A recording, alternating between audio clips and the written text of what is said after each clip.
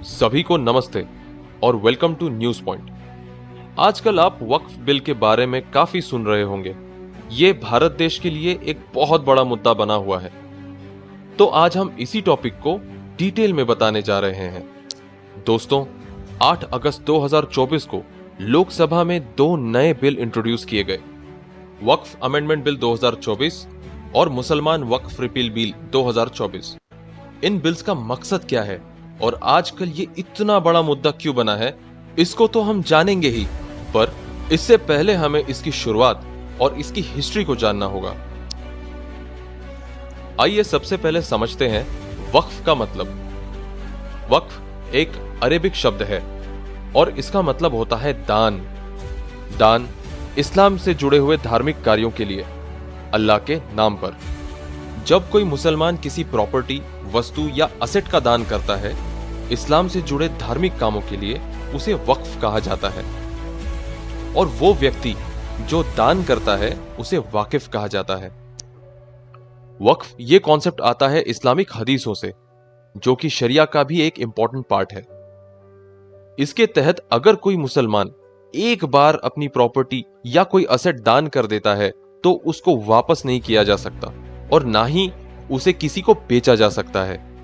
और इस प्रॉपर्टी को या इससे होने वाली कमाई को सिर्फ इस्लाम धर्म से जुड़े हुए कार्यों के लिए ही इस्तेमाल किया जा सकता है, जैसे मस्जिद बनाना, मदरसे बनाना इत्यादि।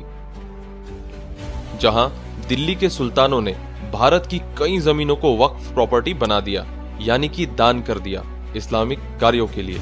इसमें अलाउद्दीन खिलजी, मोहम्मद बिन तुगलक और मोहम्मद गोरी जैसे सुल्तानों के नाम सुनने को मिलते हैं। 1192 में मोहम्मद गोरी ने दिल्ली पर कब्जा कर लिया। जीत के तुरंत बाद उसने हिंदू मंदिरों और राजाओं की जमीनों पर कब्जा करके उन्हें वक्फ प्रॉपर्टी में बदल दिया। मोहम्मद गोरी ने मुल्तान की जामा मस्जिद के लिए तो 2 गांव को दान कर दिया था। फिर मुगलों के शासनकाल में यह प्रथा और तेज हो गई। अकबर, औरंगजेब और अन्य मुस्लिम शासकों ने हिंदू मंदिरों को ध्वस्त किया और उनकी जमीनों को वक्फ घोषित कर दिया। धीरे धीरे हजारों एकड़ जमीन जो कभी हिंदू राजाओं और मंदिरों की हुआ करती थी, वह वक्फ बन गई। लेकिन यह भी सच है कि कुछ वक्फ संपत्तियां मुस्लिम सुल्तानों ने और अमीरों ने अपनी मर्जी से भी दान की थी। मुगलों के शासनकाल के बाद शुरू हुआ ब्रिटिश एरा, अंग्रेजों का समय। ब्रिटिश के समय में भी वक्फ की प्रथा चल रही थी, पर मुतवली जो इन प्रॉपर्टीज के केयरटेकर होते हैं, अपने अधिकार का गलत इस्तेमाल कर रहे थे और वक्फ प्रॉपर्टीज का इस्तेमाल अपने निजी फायदों के लिए कर रहे थे। तो केयरटेकर्स की इस मनमानी को रोकने के लिए सर सैयद अहमद खान और ऑल इंडिया मुस्लिम लीग के उस वक्त के प्रोमिनेंट मुस्लिम लीडर्स ने अंग्रेजों से इसको कानूनी दर्जा देने की डिमांड की। चूंकि अंग्रेजों को भारत में अपना वर्चस्व और बढ़ाना था, उन्हें मुसलमानों का समर्थन जरूरी था।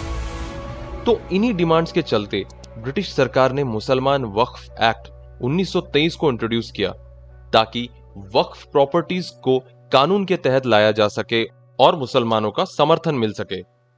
फिर आता है समय भारत देश की आजादी का।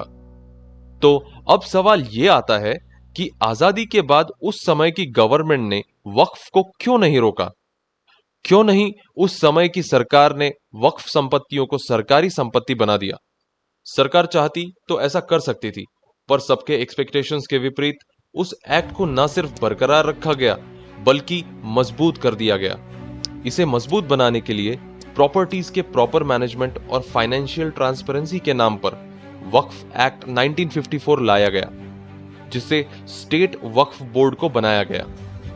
इसके जरिए सारी वक्फ प्रॉपर्टीज को सेंट्रल एडमिनिस्ट्रेशन का संरक्षण मिला। और फिर लाया गया वक्फ एक्ट 1995, जिसके तहत वक्फ ट्रिब्यूनल बनाया गया, जिसकी पावर सिविल कोर्ट से भी ऊपर थी। अब वक्फ प्रॉपर्टीज की ऑथेंटिसिटी को चुनौती देना नामुमकिन हो गया था और प्रॉपर्टीज को वक्फ बनाने का काम ऐसे ही चलता रहा। और इसी के चलते आज वक्फ बोर्ड एक अकेली ऐसी इस्लामिक संस्था बनी जिसके पास 8.7 लाख वक्फ संपत्तियां हैं, जिनका टोटल एरिया है 9.4 लाख एकड़।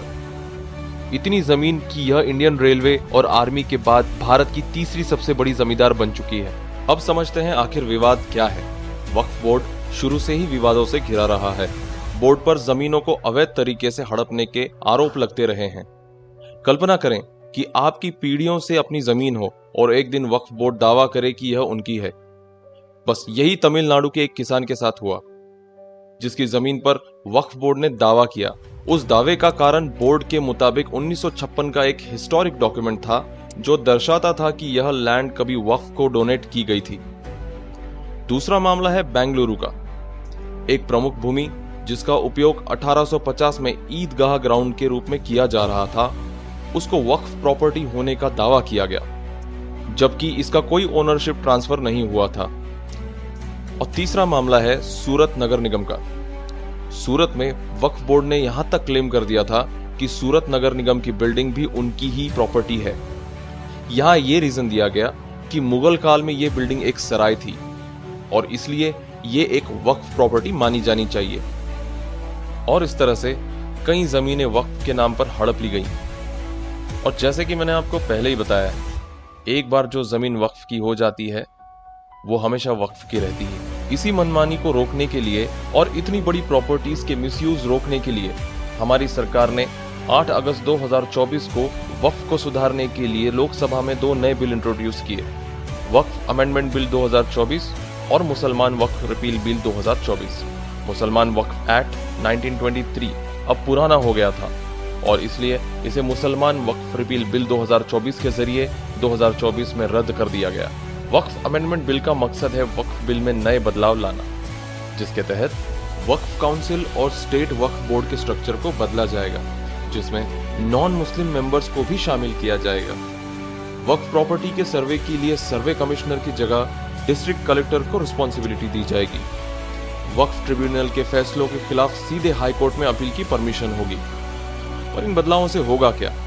इनसे यह होगा कि सरकारी जमीन को वक्फ घोषित नहीं किया जा सकेगा। वक्फ बोर्ड को नए दावे करने का अधिकार नहीं मिलेगा। सर्वेक्षण अब राज्य सरकार के अधीन होंगे, ना कि वक्फ बोर्ड के। वक्फ अमेंडमेंट बिल 2024 इस वक्त जॉइंट पार्लियामेंट्री कमेटी यानी कि जेपीसी के पास रिव्यू के लिए दिया गया है।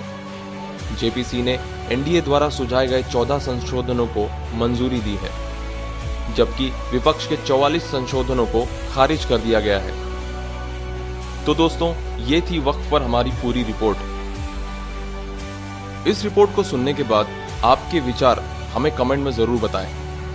अगर आपको हमारी ये रिपोर्ट पसंद आई तो लाइक, शेयर और सब्सक्राइब जरूर करें। तो ऐसी हमारी आने वाली कई रिपोर्ट्स के लिए जुड़े रहिए न्यूज पॉइंट के साथ। तब तक के लिए धन्यवाद।